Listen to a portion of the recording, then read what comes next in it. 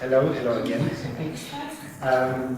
I will try to also make a point about placing us in the archive, and then why Spinnerei Schwelm is a logical consequence of our working. As we said, Katrin is not here today. I regret that because when Cory just after the lecture, I felt like because Katrin had wrote her PhD on John Cage's Theatre of Presence, and the question of presence in the topic of the archive is super interesting. And so she tried to read new music, which has a correlation with, of course, especially the postmodern dance through Robert Dunn's workshop in New York, and to look at what is this term. This could be think of a theory of presence. Anyway, Katrin is with another project of ours that is also dealing with an archive, focusing on dance, and the other project is focusing on clothes and clothes making. So the idea about how the visibility of the body in movement is framed by clothes. All our works work on personal memories, so we really visit people, work with them, communities, small communities. We've been working from policemen to hospices. So really trying to get personal memories, personal ideas with us.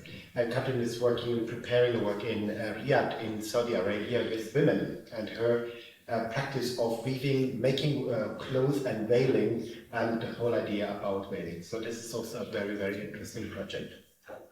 So this is why we split. And but luckily Deufert came with me. Deufert is the one that holds the Spinnerei Schwelm together, and Deufert Plischke too. And you can say something about Spinnerei Schwelm, I guess. Yeah, thank you for the invitation. I'm the producer of Deufert Plischke, and working since end of 2022 with them. The Spinnerei is spinning mill. Spinning mill. Yeah, the German word for spinning mill is located in the countryside in a very little town, the city of Schwelm, which has only 28 inhabitants and only a very little cultural infrastructure. 28,000. Oh, sorry, yes. Did I say 28? Yes. Oh. That would be very thousands, sorry. And but in the near of the large metropolitan areas of Ruhr and Rhein, with big cities like Wuppertal, Cologne, Düsseldorf, Dortmund, and Essen. And there, Katrin and Thomas opened in 2021 the Spinnerei, and are running a social space for experimental art and for the inhabitants of the city. And I will shorten a little my text because of the running time. It's a studio and a working space, and also venue for cultural events, performances, exhibitions, workshops, and a space for the people of the town for encounter and exchange as well. And it's in former empty clothing store with a big window in front, so it has a transparency to the town for the people. Yeah, and the Spinnerei is also a mobile concept, which can take place everywhere in the world. We get invitations, we follow them. Yeah, I think that's enough. Oh, yeah. Thank you. I think the idea of the Spinnerei, everything we do is for free, so people can come, do workshops, join us in our artwork. This has been not easy as a process. It's a really small town and experimental art, and I think it's the same in Switzerland and elsewhere, that all cultural money goes to big cities, so there's a cultural desert in small cities. There's literally no art space. This is a 28,000 people's town, and they are, in terms of culture and funding, regarded as countryside, which is, I think for us, this is why this was an important move to open the Spinnerei. And also in Germany, in this area, a lot of these spaces are, because of the financial situation, are empty. And of course, as artists, when we move there, we don't see empty spaces, we see space of possibilities. And there we started our interventions during Corona and so on. And maybe, yeah, everything you want to know about Spinnerei, you can go to Deufert and ask her. And yes, I think she knows a lot more also about reading, because you've been involved in a lot of social structures in festivals and working in social environments that are experimental, which I think is quite thrilling. Also, I will very soon ask you to get up. We will do this project that I brought today, and we'll do it. In a nutshell, because time is precious, but just because I've listened to the lecture before and the introduction before, I thought like, oh my God, we have to place ourselves in an archive too, a bit. Which means I'm born in 1971. As a child, I loved classical ballet because of its narrative capacities with the body. I would not name it like this when I was a child, of course, but I loved the idea of storytelling through the body. And later I studied dance. I studied first somewhere, and then I studied dance in Brussels, in parts, and I started 94 because when the school was founded, already the year before I was allowed in to do the workshopping and building up the school context, and there I met Carol Lucas, Lance Grease, Randy Washoe, so the people from Trisha Brown Company, and the teaching in parts was given through repertory. So that's a very interesting approach to teach dance. Repertory of Trisha Brown, of William Forsythe, of Pina Bausch, and Teresa de Kersmaker. So we really literally had the works, and we had people that danced the works. We could take them apart, reassemble it, and learn it from within. That was, so there's a lot of points from just the talk before that I thought, like, oh, this rings such a bell. And it's in all sides, like also from the problematic aspect of how to wrap it. It's this impossibility that you're engaging in every day, trimming it down to 5-second slots and trying to be precise. And I think that is for me the most interesting side of this work. Precision in facing the impossible. Like how can you be precise in that work? Because it is really, in the end, maybe relying a lot and sometimes too much on a video recording. But there's so much more. The depth of the work is not captured on the screen. More on that maybe later. Katrin and I started collaborating in 2001, and that was the term already in the beginning, and this is also something that we do with the team. The notion of collaboration is very, very important. But of course, it's how can we be two and come to a decision? For us, this was impossible, and we would fight a lot because also we came from very different sides and angles and perspectives and vectors. So we started to write. Our practice started to be a writing practice. We call it reformulation. Erosion is just a word that rings another bell, which means that the first 6-7 years, we only wrote our choreographies. And this was with different groups of people, basically going back to the cadavres key of the surrealist arts movement. Imagine everybody of you has a notebook and we see something. Or somebody moves, and we just do what we just did before. We try to write, rap, have an idea. Or maybe we start with a question, write down a question, and then we give the notebook to a neighbor, and then you get a question that's not yours. And I said, okay, how could I answer this? I give an effort, and you get a question and an answer. It's like, okay, is there an alternative question? So we do this for 4 months, for hours a day, until we go from an initial idea. It could be a text, it could be a video, it could be a snippet, it could be a portrait, until we have notebooks. Everybody will have a notebook of choreography. The question, the structure will go more and more to say like, okay, is there traces of movement? What's the space quality? Is there texture? So we try to get more and more ideas and qualities, trim it down until that in the end we have something very precise in terms of score. But the interesting thing is when I do the score, and there's like hop from left to right, duck under the grandmother's garden, or whatever is our code, maybe you would have written this. So what I do, you will immediately know, he's now in grandmother's garden. So we would immediately know that when we do the choreography, it will be also something that we totally share, because we've all written in all the books and all the stories are shared. But in 2007, this practice kind of found its limits, and we were blocked, and we thought like, we can't continue like this. And then we had a few drinks with friends and artist friends, and we just said like, you know what? You can have all our archive, and you do something for us, and put it in new order if you like. And we called it the Anarchive. So the first one was called I'm Not a Zombie. That is something that we relate to documents in the performing arts, like a lot when we see like the idea is, how can we not create the living dead? How can we create something of this liveliness and presence in archival and reconstruction?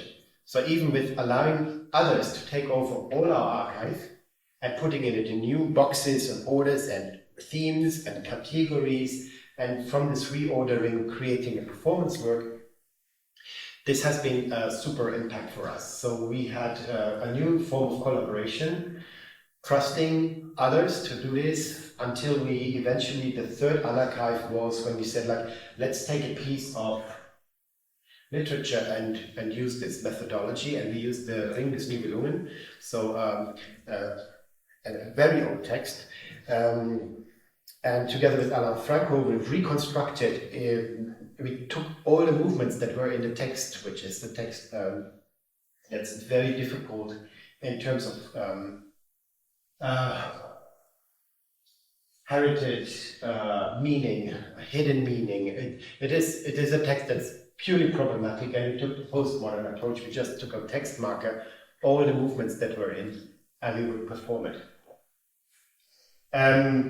Also that, I think this showed us that there was an end to this practice, and eventually then in 2012 I had an accident and I broke my spine in 5 places, and the idea of dance already immediately vanished. So the whole idea about dancing was away in a blink of a second. And by coming back into movement and trying to stick to it, the Anarchive of the body started as an idea. As an idea of, and I think we all maybe noticed that when we try to put things into order and make it, or at least that's something that happens to us, there is a certain life of the objects and documents by themselves. They start to revolve that order immediately. You put it there, it doesn't want to be there. And then you go, and I think like with our stories and our memories, this is something that happens all the time. And even by telling and retelling stories and lifelines, you reorder them constantly in order to follow a punchline or to follow or make an argument. And so there is an impulse to do that. But again, like with the first Anarchives back in 2006-07, that's where the thinking process of this started, and that links so much to the idea of the erosion. We thought of we are out of ideas, and especially Katrin also had a bad period of a very severe sickness. So we were empty. We really, literally, we had no idea. We had no idea how to go on. And then was an interesting moment when we were asked to do a work for a museum. That's something we've not done before. And the word also came in the lecture before, emergence as a strategy. So we literally placed that we have no idea. We went, the first edition of this is called Emergence Room. 2010 it was in the Museum of Modern Art in Vienna. And then later in Württembergischer Kunstverein in Stuttgart, where you see this, literally made the space. There was stuff in it, and people could do with it what they want. And we had a myth that relates to this, the myth of Arachne. I think that would lead to that was something that we didn't have an idea about it, but this was something that we were busy with at the moment. And I will just show you people interact. So you see there's typewriters, there's embroidery, stitching material, there's a spider that relates to the Arachne myth, and which is for us a very important impulse in our work. So I can say 2 words about it. Is anybody familiar with the myth of Arachne? Well, it's in the same book as the myth of Orpheus, in the Metamorphosis of Ovid. So we know the founding myth of art by Orpheus, who had this amazing voice. So he could basically convince anything because of the beauty of voice, of music, of art. So it is an impressive thing. Arachne is also a founding myth of art, but it's almost unknown unless the fear of spider, arachnophobie, the name rings a bell. She was a weaver, and that is for us also important because textere, the Latin textere, is related to weaving. So weaving and text has a connection, which for us is important, as I told before, the reformulation process that is at the beginning of our collaboration, which is plainly based on writing. And the weaver, she was such a good weaver. She was a child of a single educated parent. Her father was a dyer, and she was an autodidact. So also that's all new in mythology. In mythology, to have this kind of myth, there's a autodidact weaver, and she's fantastic. So on a moment, the institution, which at this moment is Athene, the goddess of craft, so university, comes and visits this weaver because she's heard that she's so good, and then she's like, you can't say that you're good, so good, because if you're good, you have learned it from me. You autodidact ideas, this doesn't exist. This is bullshit. But the girl is very, very courageous, and she says like, yeah, but then Athene can come by and we have a contest. And we know this myth a lot from painting of Velázquez. It's beautiful, the weavers, it's called Las Hilanderas. So there is a contest, and it's a public contest, also totally new. It's like democratic voting who wins. I mean, it's the same book that the other myth is in. And what does this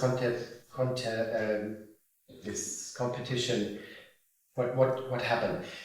Athene, goddess of craft, the institution, she makes a huge carpet showing that the gods are in the center, they are powerful, and the stupid humans are the borders, and they suffer because they're so stupid. But Arachne shows a weaving where she puts all the misuse of power by the gods, especially against women. So Zeus changing his appearance in order, to rape women. So it's the first depiction of, it's a feminist, it's a political piece of art in front of everybody's eyes. And Ovid names it that she has made it so real as if it was true. She's actually, by her art, she has unveiled die Verhältnisse, Relations. not the relations, the Constellations. not the relations, but die Verhältnisse, wie sind die? Conditions. She has unveiled the conditions in which we live. So all of a sudden, this is very different to Ovid's showing of Orpheus, who is really impressive. There's nothing impressive there. It's totally unveiling. It's a very political piece of work. And then Athene, the public, chooses Arachne's carpet, which is again against the institution. And Athene can sit on her, so she destroys the carpet, and Arachne wants to hang herself because that's her tool. It's the thread, and she wants to hang herself. And even in the last moment, she is sprinkled with a poisonous magic potion from Athene, and then she is transformed picture by picture into a spider. The interesting is picture by picture because it's also the first, normally, metamorphosis, transformation in that book goes like this. The god changes, bam, bam. But here it goes first, the fingers, the head shrinks. And there's a whole, Anne Rosalind Jones and Peter Stalibas have published a fantastic book about the depiction of headless women in Renaissance painting and drawing. And they relate to the myth of Arachne, which was very popular then. So this work, the whole weaving, the whole idea of everybody taking over, was a bit from this myth that we would work with at that time. And I can jump to the end. You can see that the space was packed. And it was all personal stuff from people. Their photographs, they brought it to the museum, they wrote a note to it, and they related to getting in conflict with authorities, commenting on the space itself, like all kinds of qualities. I just say that because that was an introduction for us to really stage. And in 2010, I think until then there was more and more work coming in for other spaces, and less of our work happened on stage where it was home before. And in 2015, we were asked to hand in a project proposal for the Dance Heritage Funds. And that was something we had no connection to at all. I spoke before that my connection to dance education was through repertory. But at that time we were also observing the field, and that means that a certain repertory is repeated again and again. And we need to ask rather, why is it repeated, or by whom is it repeated, and where is it placed again and again and again? So we said we're not going to hand in anything. And then Catherine and I, we continued, and it bugged us, and we also thought this is an opportunity to do a project. And then we said yeah, let's do the dance heritage of everybody. It was a totally drunk idea. But we started, I think, with 3 cities. It was Berlin, Tel Aviv, and New York. And we wanted to collect as many letters to dance by people, by anybody possible, and also favorite movements. So until now we have done it in 20 cities, and we have more than 2,000 letters to dance. They're now in the process of getting to the German Dance Archive, which is a really tricky thing. But we can talk about this later. Here we have a little. Yeah, there's 70 of the letters from the first 3 cities is in there. But you will see in the video that I show something. But I thought, because this is now, as I said, we're not working with professionals mainly. We're working with people from trying to get. We have made portraits of professionals, and people from New York will later see Walter Satterfield again, and Janet Panetta, and friends that we really work a lot with.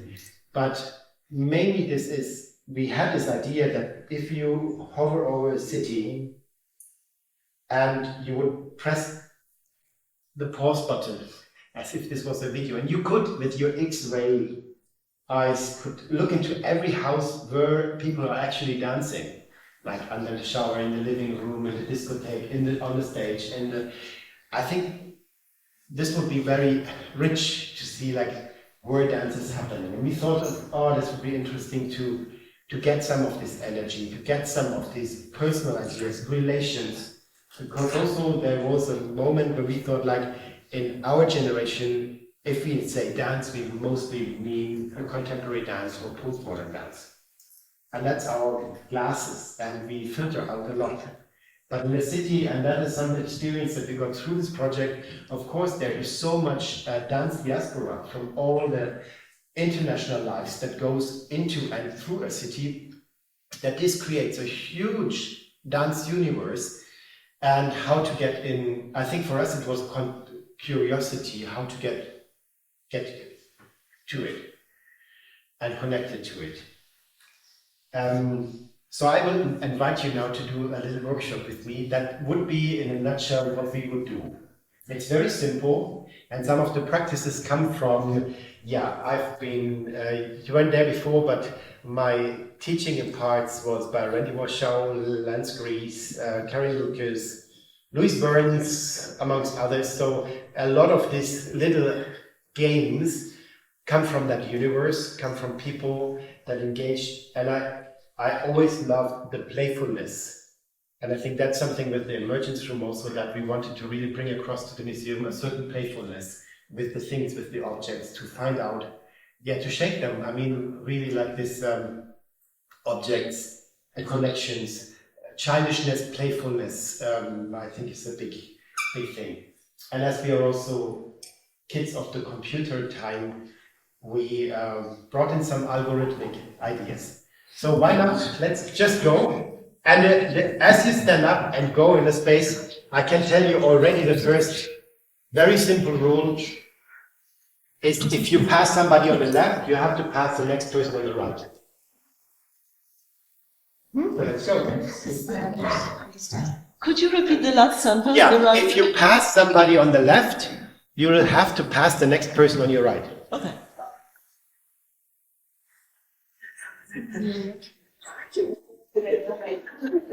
Very simple. Passing me on the left.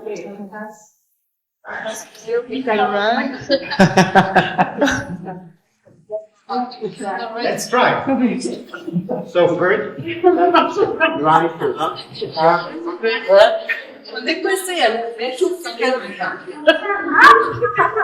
you have to trick it to sometimes go backwards because then you can cheer.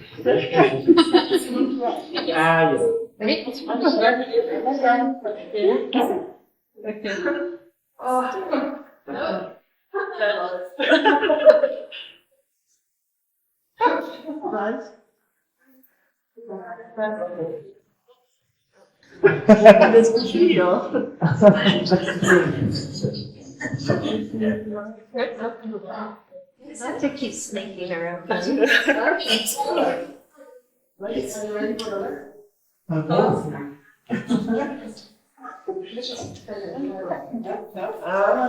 sorry, Fine. So that causes. So your movement is also conducted by the others, which I think is important. One thing from the body as archive, I don't know if you realize immediately how problematic it becomes that you have arms. It seems to be something from dance that all of a sudden we do this, our arms have a very strange role. If you would be in the supermarket and wanted to go somewhere, we would kind of use our arms to go through if the space is dense without harm. It's not about being aggressive, but we would use our arms also to indicate where we go. Like in a bus, it's like, so you show others where you go. Let's try this, to have the arms there, as you do left, right, left. And to use them, just navigate, indicate where you're going. Camera.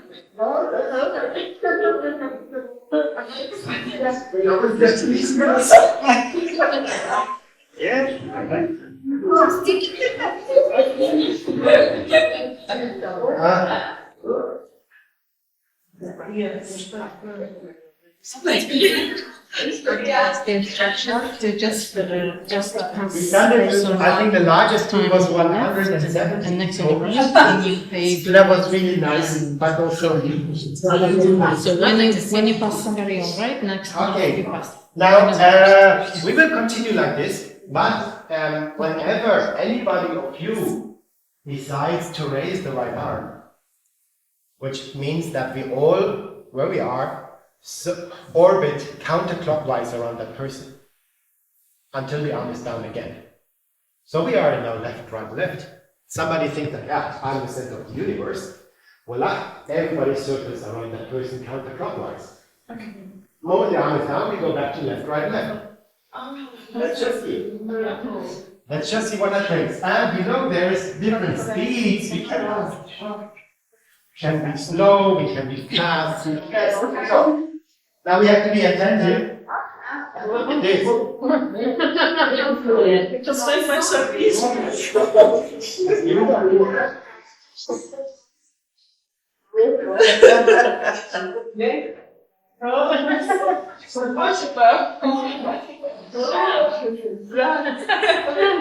We need to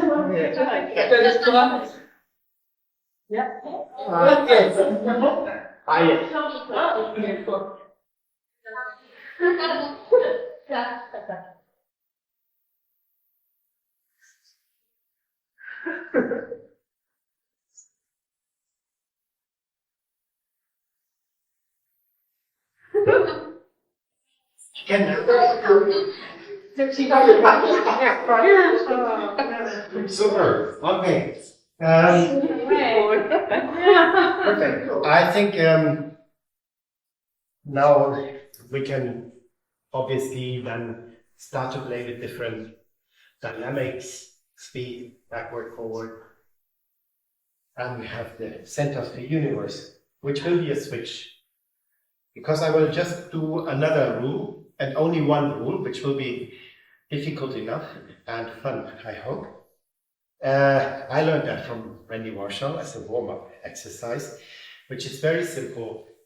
We walk through the space and we observe who's in the space.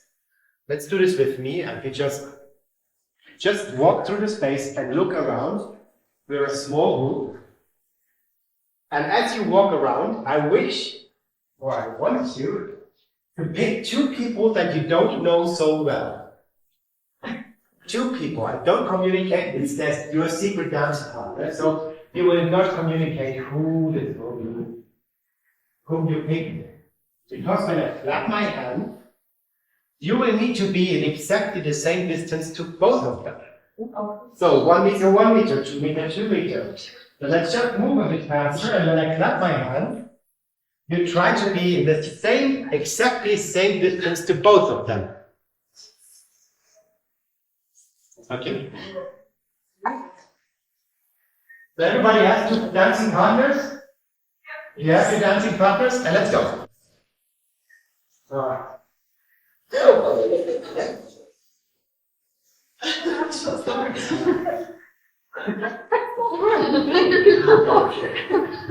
The moment that still like, can't you just stand still? I'm changing. Yes.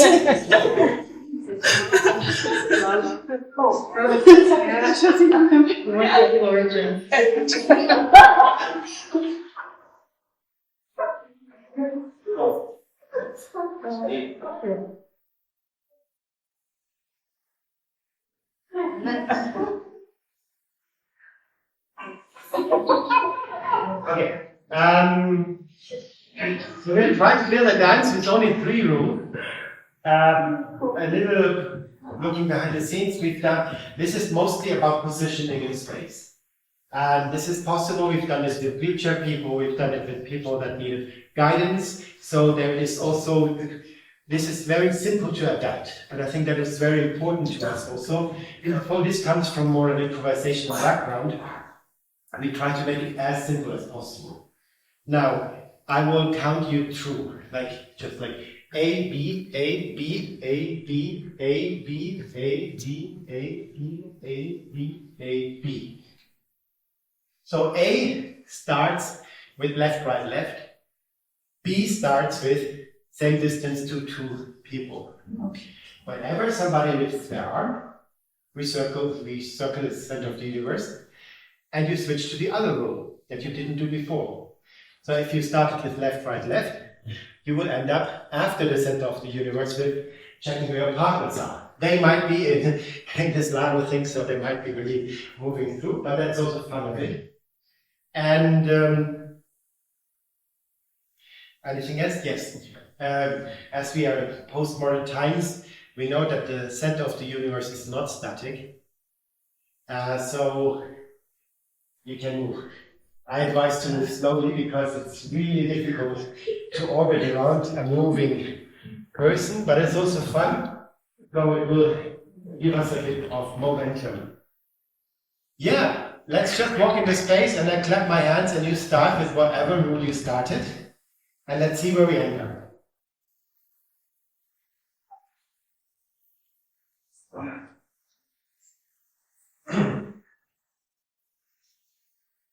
Okay, clap my hand, we start. It's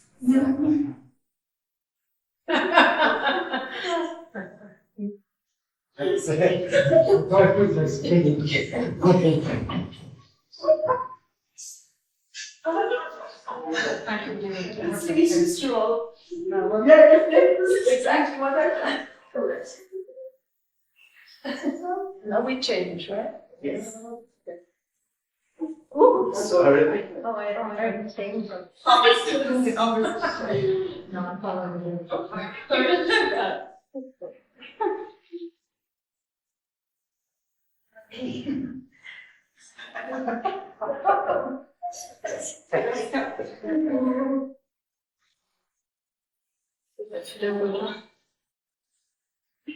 It's going up now. Oh, we have to move. Good.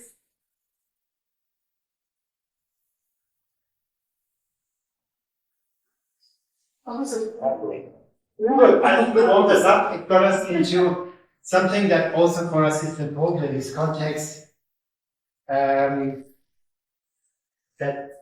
in this situation, what happens also is we look at each other and locate ourselves in relation to others. So we don't look at state, but we are like in something. It doesn't even have an outside kind of. It's I think you're in. It's difficult to place it somewhere else.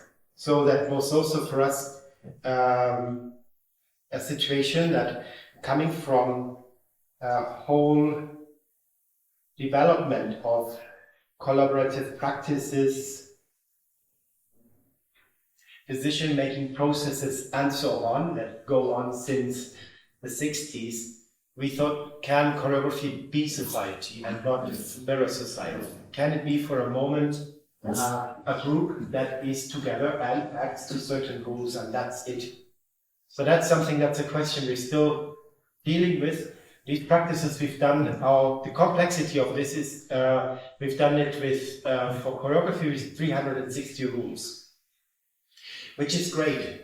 It's like this 5-second snippets that you work on repertory sometimes. A certain precision is hilarious. It frees you from interpretational impetus. You're basically focusing on tasks. And that is a liberation. That is, I think, today I still think it's quite a liberation. But we've been now doing things. We've been moving. So also now it would be great if you go together with a partner, maybe somebody you don't know very well, and you have a little chat about what's your favorite movements.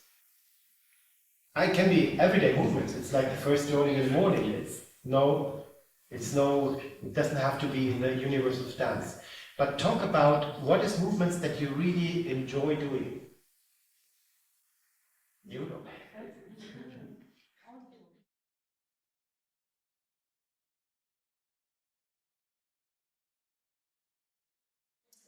So there's some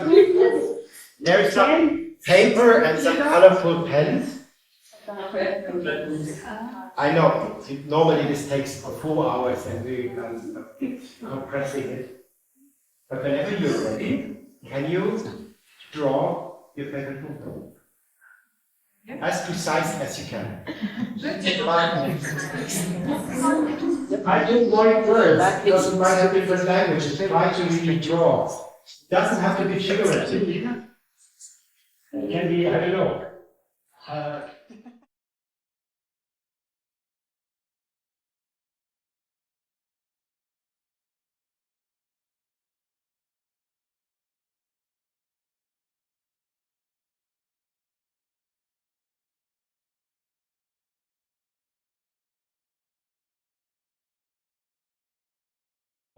ballroom with music and the city dance is their favorite movements.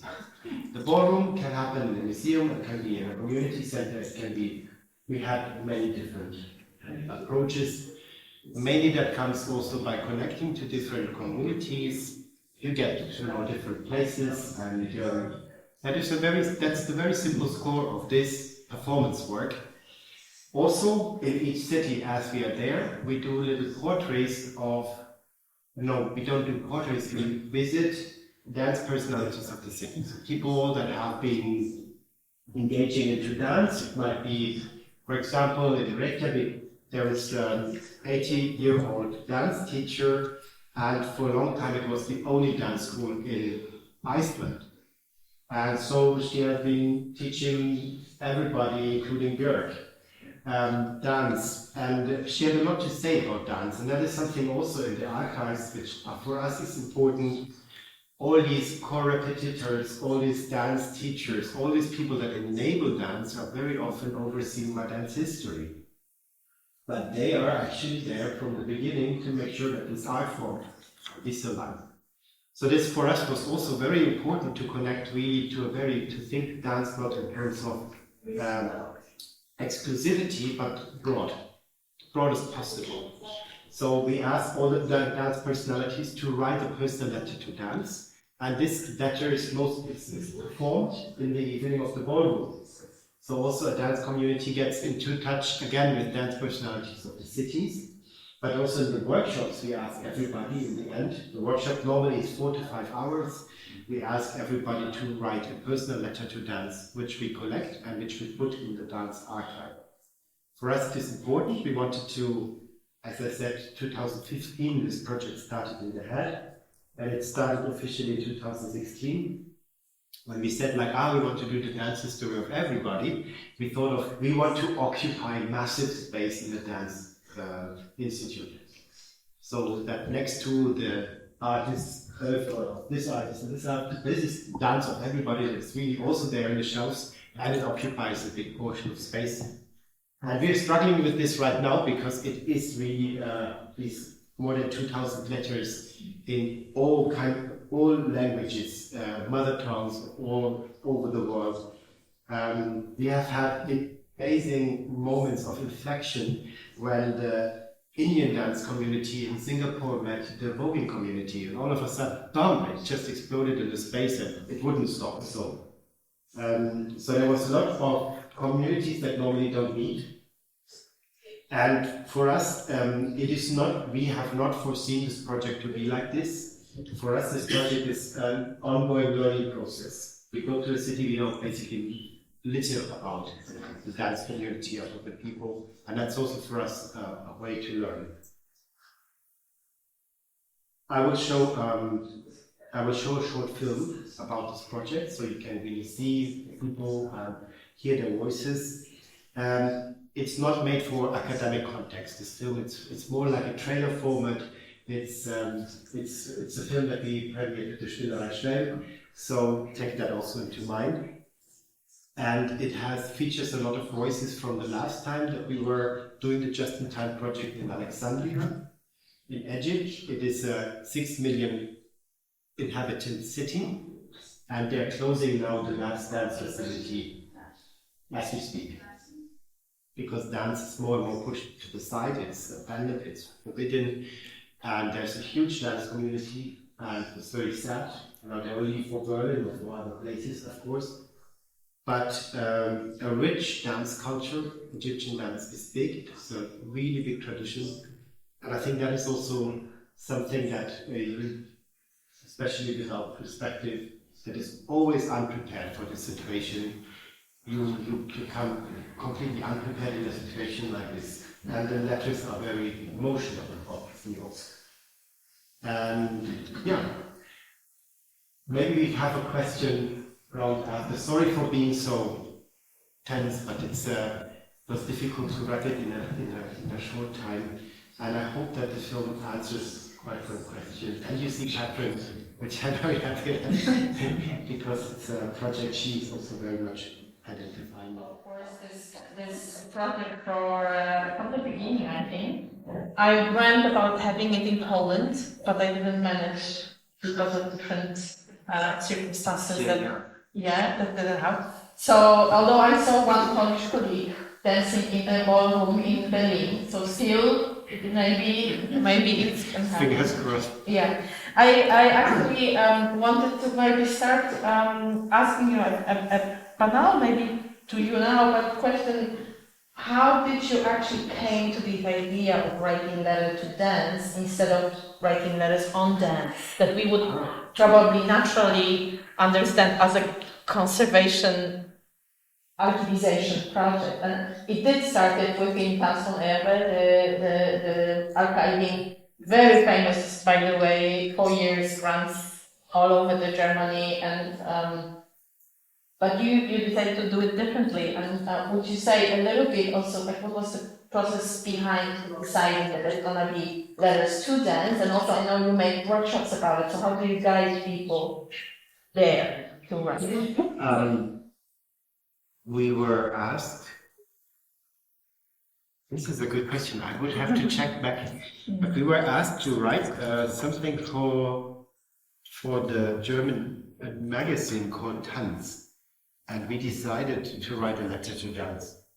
And that was very, very early. And a few months later, we were asked to perform during the German Tanz Congress in Hamburg. And we decided to be basically naked on stage during our letter is read. I think that was our connection with Letters to Dance, but that was way before this project happened. I don't know when the Tanz Congress in Hamburg was, 12 maybe, 2012. But was there any particular reason that this epistolar form became important for you? The letter is a vanishing art form, and it is something we don't do anymore. We don't write letters and postcards. We receive sometimes postcards from friends, and every time we're like, oh, we got a postcard. Whereas before this was something, I guess there's a whole generation that has not this practice anymore, which I think in French context it was even taught at school, letter writing. We've heard that from somebody that even really liked this idea of letter writing is a specific form, it is an addressment, and I think that is something nice, because obviously dance is not a person, but dance is a certain presence in life. And as such, I think we can address it. We are very obsessed by this idea of presence. I told you that Katrin wrote her PhD on the notion, and one of our artworks, I need to put that in, is inventing artists and reconstructing their works. But inventing artists, we always do with a group of people. We don't do it. We basically just facilitate a space, and it's inventing overlooked artists. So wherever we go, we first have to make a research with people who has been overlooked in art history here, which is very different from the north of Finland to Schweden. And the biggest version, and it was the same question about what is this presence, the biggest inventing artists we did with a whole village in the southwest of Germany. It's a very small town, 300 inhabitants. And everybody worked, and we built a museum for an artist that doesn't exist. And people were so proud of this artist in the end that they built her not only this museum, but they really fought for keeping it open for a year. And this idea, I think, like this, as I said, art for us is a space of possibility. And I think as such also we opened the Spinnerei Schweden. And dance is a presence, and dance as a presence holds very different potentials for our relation to the body. And that is cultural, that is architectural, this positive is wide. Even if you place dance from a theater to a museum to a kindergarten, the dispositive, the way to behave and act and frame it is so different. It is very difficult to grasp. And I think that has been such a discourse that you cannot catch dance. Well, you can address it.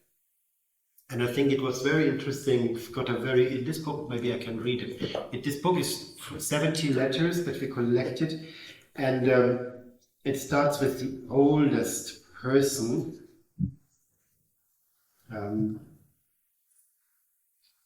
Hannah. Yeah.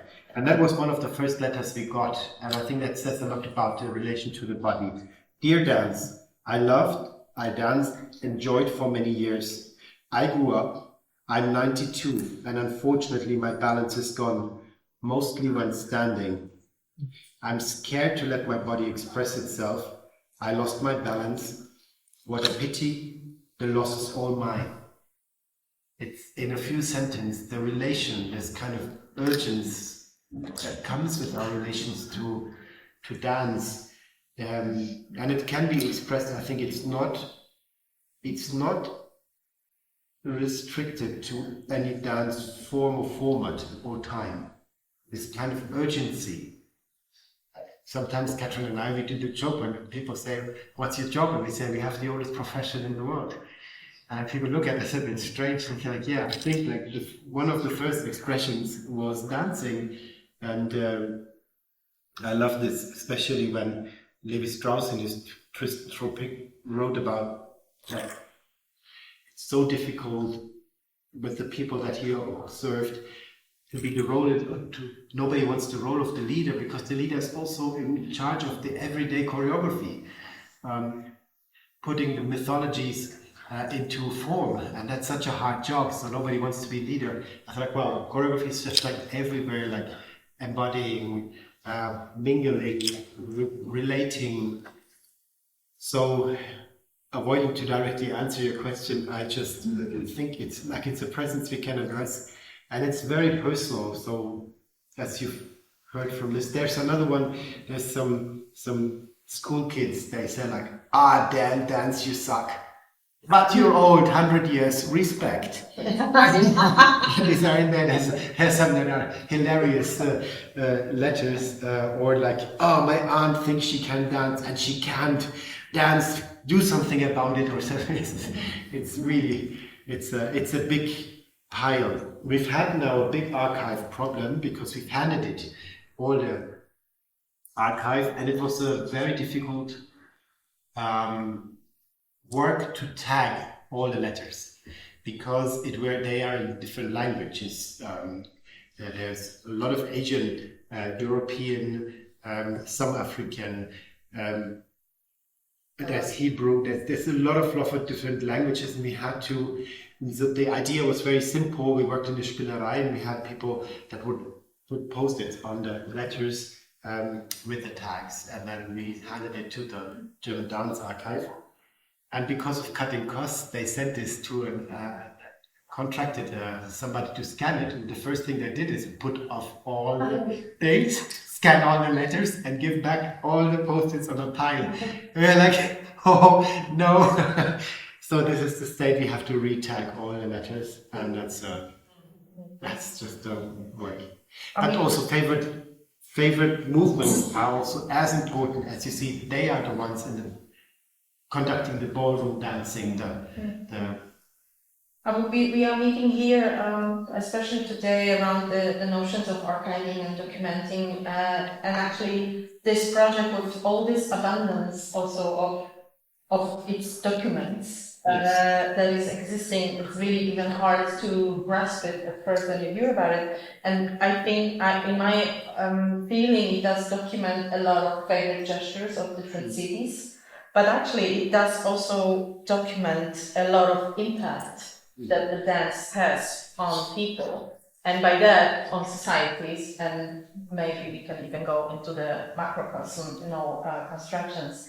So, how do you relate to it? How do you make also choices? Which parts of this huge collection are gonna be exhibited or shared with the wider audience? Because I understand, and you just said that you first of all get some letters, so I understand there is a certain kind of a consent or offering that comes from people who participate in your projects to leave it with you. And then also, like you said here, it's only 70, right? So I mean, This might be quite arbitrary selection, and also since we are also talking a lot about collecting, it does bring also a danger of value that is being explicitly here brought in. Some letters are being exhibited, some are vanishing, some even will not be recognized in what language has been written. So how do you deal with that? Because it's almost like self-collecting and self-documenting project. I mean, Yes. doing the project, produce its relics, remnants, documents, and archives. We've came across a lot of problems. First of all, it is for us difficult to keep that project alive, because if you ask for funding, you have to hand in a new project. So for us, it gets more and more difficult. And we always invent slightly different names and try to come across this. We have had a huge work of over a year where we not only scanned all letters and make them accessible through language search and a lot of digital tools online, all the videos, but we also had the option that you could write and send and submit your own letter. You could speak it up. It was a complex interface, but due to the nature of the internet, the problem is that every 6 months all the servers need to be updated because of the browsers get updated, and that is just a financial thing. It would cost us every 6 months €1,000 to pay the programmer to re-adapt, and there we just run out of money. We have the file, we have everything at home, but we cannot put it online. And that is true also for many of these things. We've done a lot of it from our private money because it is overwhelming. And then you want to really, you want to give every document the same visibility. But then also finding out digital visibility is not at all the same like a printed book, or to have this selection process was not done by us. It was done by, we handed it over to some curators to read through the letters, we delegated it. So this project, as we said, we give it also to hands of others, like letters from Curitiba. It was done, we did an online workshop because it was during Corona, and then the choreographers and the filmmaker did the whole project themselves. Which I think is hilarious. This is how this should go, because also we are not the gatekeepers of relations to dance. I think it's, in best case, it should infect and grow from there. And the selection processes, I think you cannot avoid them, and they are problematic. So these two are at the same time true. For us, the biggest joy is really the ballrooms where this comes together, where you have the dance personalities of a city, where you have, and also there the financial constraints shape how many people you can invite. And in the city of New York, you could invite endless. The dance heritage is really enormous in this city. So yeah, and we are now setting up, I think we want to do 50 more portraits of dance personalities. We want to collect a lot of new letters. We're setting up a project now in the north of Finland and in Soweto, in Johannesburg, and in Wuppertal, so which also has a huge dance heritage. And we're working there with the Peter Bausch Center to see. We're doing, one of the documentations will be about the family of Merci. So Dominique, Gisvelda, Pascal, and Manu. So it's a whole dynasty almost of Tanztheater. Yeah.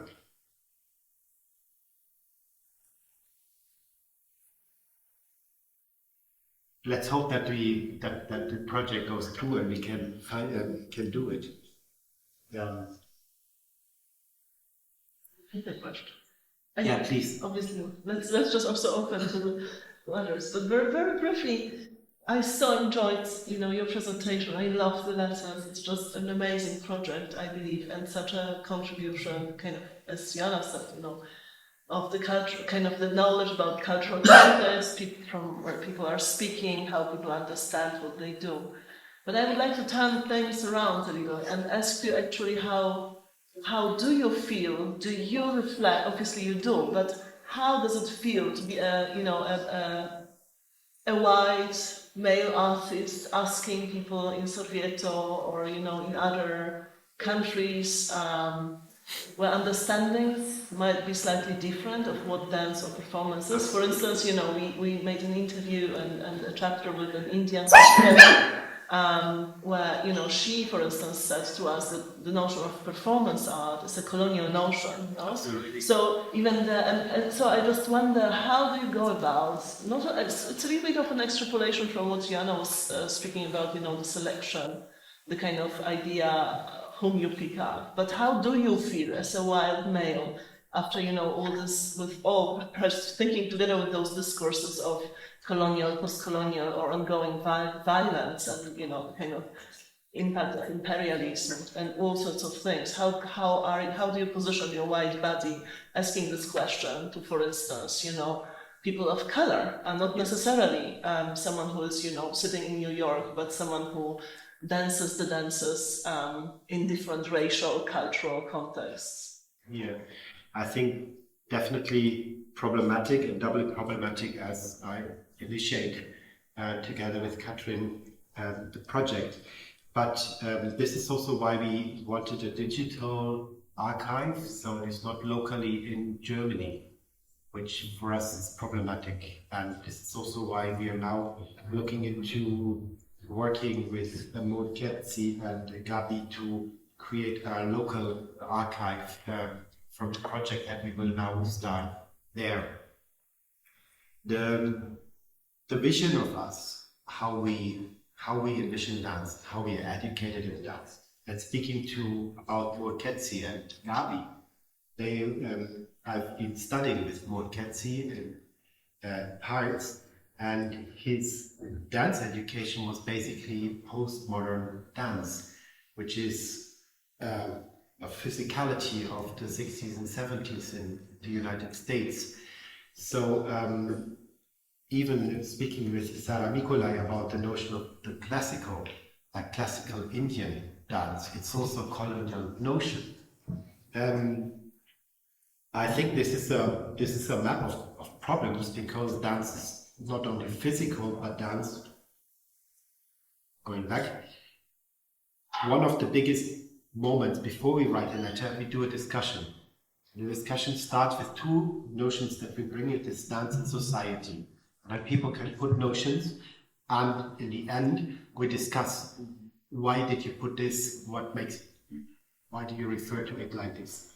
So the words that we use to see ourselves in dance, to communicate dance, to transmit dance, all bears traces of power and power misuse.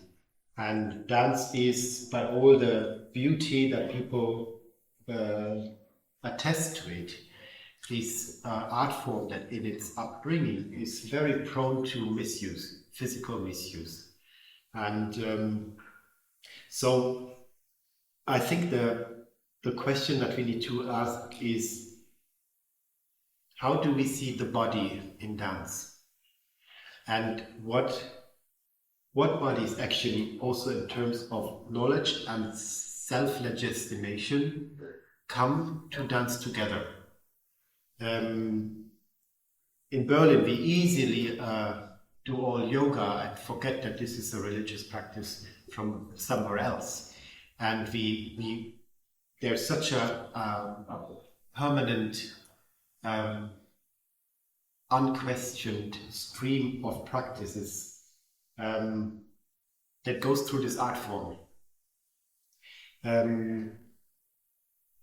That the only answer I can say, I feel it is problematic. It becomes even more problematic when working with clothes, working with wheelchair people, speaking about why there's no designer clothes for people that have different bodies, working with designers on solving that problem. But solving that problem is the first question is why is the designer not a wheelchair person too? Like the whole issue of thinking for the other, which creates a permanent struggle of power. And at the same time, I think the project gives back a lot. Like people are asking us to work with them, to write a letter. That is mostly also the relation. We don't think, oh, these are 100 people that we think should be in this project. It's mainly that people ask us, I like this project, could I dedicate a letter to it? And I think that's already a different contract, that's a different approach or address. And I think dear dance, also dance, the notion of dance, the address, what we said, presence.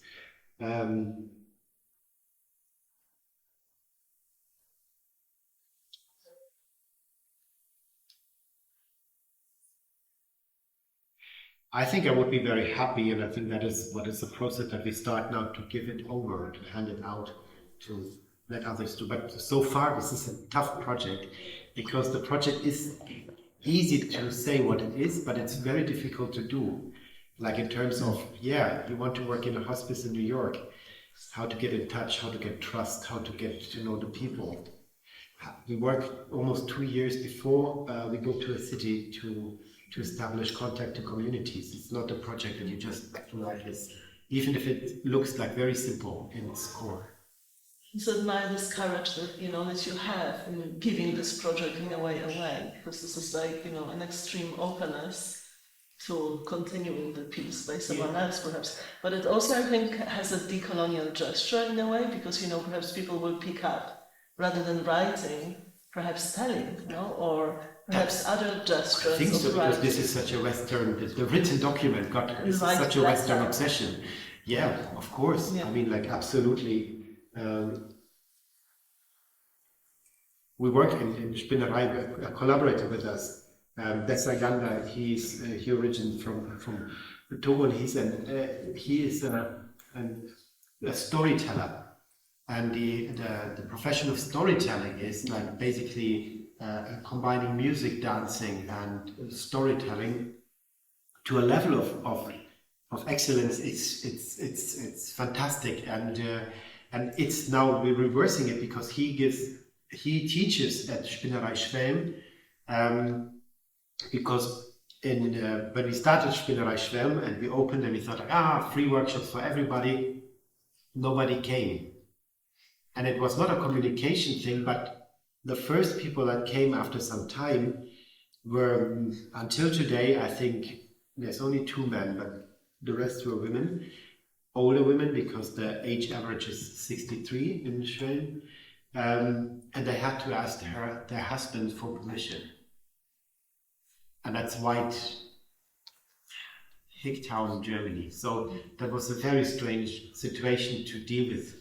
And now we have a community that engages in singing and storytelling, because just to also see yourself and to think you can tell stories because they matter, because you've been brought up in an idea you don't matter. So also there, I think it's on a micro and on a macroscopic position. The social relation-making processes and equalizing is a lot of effort. It will take us, I think, everybody many years to work towards that in art. Have you, on any of your more than 20 projects realized already in different parts of the world, have you encountered a situation when either an artist in a project or a citizen of a place brings in the gestures that need to be archived because they are part of the extinct, either ethnicity group or nationality? We heard on the documentary there is a lot of healing power also documented. Yes. Through the letters, like all this confession about what dance has done to a person. I mean, we are witnessing in the world erosion or even like complete vanishing of cultures, which dance usually is also a big part of. And if you could share with us any story of some gesture or step of dance that was saved, just being documented by a letter of all. I'm not sure if we saved. There was one instance that was kind of important. That raised a lot of questions. We were invited by Kai Theater in Brussels to do one just for time. As part of it, we were working in the asylum seeker distribution center. So it's people from the world that wait to be distributed to other places to seek asylum. And you see the two kids that are dancing, that are our kids, that's our two boys, Moritz and Simon, and they grew up with this project. So they have been from the slums somewhere to, especially there, and of course you are an asylum seeker, gated completely and gated by the police situation, and inside there's a playing ground for kids because there's a lot of kids. And of course, the kids had lots of questions, and then we started this process and tried to help each other out. And then even asked, like, I think we leave your material here because we don't feel well. If we start dancing your material, you're gated here, and we're going to the. And then everybody said, like, no, please, please dance our movements because this is how we can give something to your culture. Mm-hmm. And one woman, nobody understood her language, and nobody could read her writing. We have a letter that's written in this. But when she started to draw and show some movements, people could locate her and say like, that must be from this area because that is a typical gesture from there. Mm. So that's maybe something that was in this idea that within the workshop process, something could be really like located that and people could start to maybe approach and start to look for language clues or something. But I think like this is the same question that you had, like how do we feel in this situation? And I think there's so many, but not to do the project is also not a solution. So that's always it tears you apart. But I think like this and I think that is also to the archives. This is a big question. This self-legitimation through archive is something that we need to question and to open up to other cultures of archiving and other information to feed into our archives. This is what I said. Yeah, very highbrow heritage font, but you could already before see who are going to be the artists, who are going to be reconstructed, because it's again and again. Canon that has been kind of. And by re-establishing the canon, of course, you re-establish also institutions, stakeholders of this. So it's, but I think like I like the word of erosion. I think that is something that is happening already with a project like this happening on the term of archive and memory and presence of material and dance and the impossibility and the possibility and the attempt. So I think erosion is a good word. It's something that is happening, and in the best case, it keeps us dancing. So. Do you have one question? I just have a. Yeah, there was a question here. Yeah, okay, go. Yeah, thanks for the project and for introducing it. It's been very moving.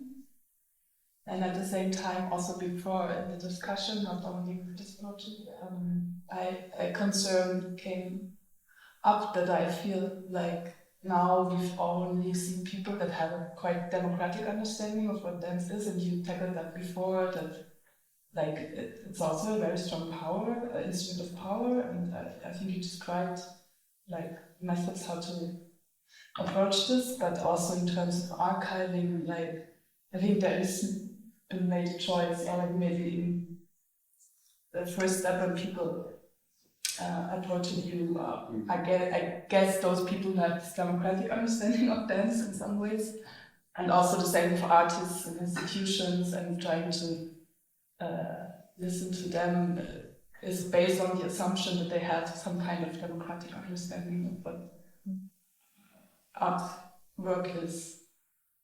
So yeah, I don't know, it's not even a really question, I guess, but something that's really like keeping me busy, like how to, I mean, was there always like this in this discussion to also include letters that are not based on this democratic assumption? Well, the letters they come out of the workshops. In our work methodology, we don't work on consensus, so that's something that we find also important. With the practice that I spoke about, the notebooks before, every notebook counts, so we don't have to vote, which is a good idea, and then you have to perform everything. But that's just a contract. We've done terribly bad performances in terms of how it looks, but that doesn't matter, because for us the how, it's like with fashions, the how it's produced is very important. How does this come about? I think like nobody that doesn't want their letter to be given away has to give them away. So the message that we have is just a small part, because people at a certain moment start to write very personal. And especially in Alexandria, in Dubai we worked with, we were invited by an initiative from India that collects money for parents who are in precarious work situations, but have a child that needs special care. And so this Indian community pays for the school for these families. So we were asked him to work with the kids, and the important for us was in terms of power. We presented it at the expo. So it was people, especially in this context of the Emirates, have no visibility at all. Dance is problematic, and to be able to present a project like this there, that was a huge gesture. It was not a gesture that we designed. It was not, we said like, we want to work with precarious people. Not at all. It was something that the initiative asked us to do this project with the kids. And when we asked for assistance from the Goethe Institute, they said like, this would be interesting maybe to present to a wider audience. This is how it went. And they had to organize it, so it's nothing that we then engage in organizing. So it's huge collaborations. I think also the letters, you know, we have them and we call them the flying archive. We have flight cases with drawers, and there's a copy of all the letters. It goes now to the Wiener Bausch Center the day after tomorrow. And people can just sit there, it's like a desk, and read letters and write their own letter. That's already an attempt to hand it out, to give it somewhere, and people continue to work with it. And some of them love a letter so much they just fold it and take it home, which is also okay. So there is also again an erosion of the archive. Some letters vanish, some letters come back. There's no force to write a letter. There's some letters, I mean, like for me, the toughest was last year. Janet Panetta and Danse Contemporaine died, and to see them, yeah, just this, and the letters very, all the letters, all the full-length video letters are also on this website, so you can listen to the whole letter of Danse Contemporaine or Janet Panetta. And it was interesting that we were approached by friends of Janet Panetta if they could screen it, sorry. When they did a gathering in her memory. So that's something that is new that we never thought of course. Wow, these letters all of a sudden become a totally different presence, because we listen to people and they seem so concerned with dance, and then they're done. So maybe that's for me, that was the last year was a challenge in terms of what do we hold in our hands. And with many of the letters, we don't know where the people are, what they do. Yeah, it's a very affective archive. Affect is very present. Thank you. It's so emotional also, and I know many of us will probably stay with this information, and you are with us now. We have a break, and you can please exchange. I just want to share something. I mean, just as a last word, I kind of listening to your introduction and also the Arachna myth. I almost started to see these thousands of letters and literally letters, Hebrew characters, as this woven fabric that is not done by arbitrary power, but is actually written democratically by so many contributors, by people.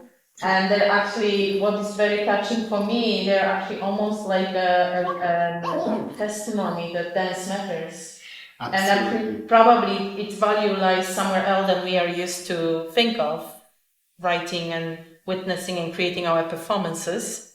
But actually, that it lies with the healing power and the effect that it has on people and effect it does on our societies, our bodies, and minds. So thank you for this. Yeah, thank you for this.